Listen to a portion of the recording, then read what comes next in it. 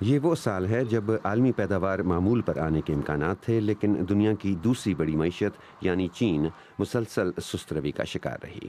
تیسرے نمبر پر جاپان بھی گراوٹ کا شکار رہا۔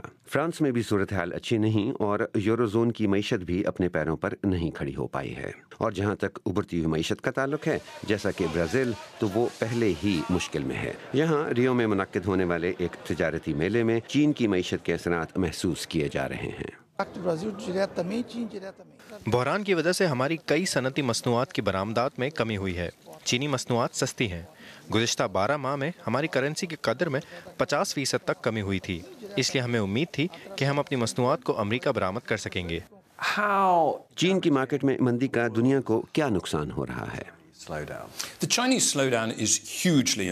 چین میں مندی عالمی معیشت کے لیے بہت اہم ہے۔ ہم نے دیکھا کہ اس سال کی دوسری سہ-ماہی میں سنگاپور کی قومی آمدنی میں شدید کمی ہوئی۔ ملائیشیا اور تھائی لینڈ میں بھی ایسا ہی ہوا۔ جاپان میں بھی دوسری سہ-ماہی میں پیداوار منفی رہی۔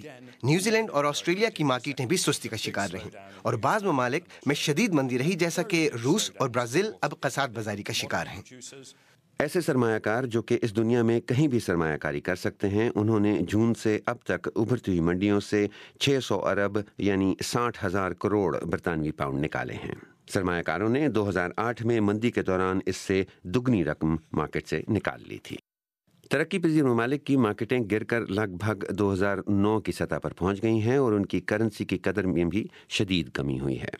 اتنی کمی سن 1998 کے ایشیائی بحران کے بعد سے نہیں دیکھی گئی۔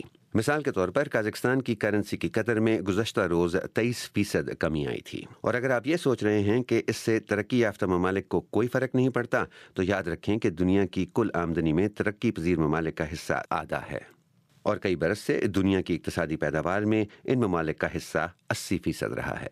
آج کے اس دور میں ہم سب ایک دوسرے سے جڑے ہوئے ہیں۔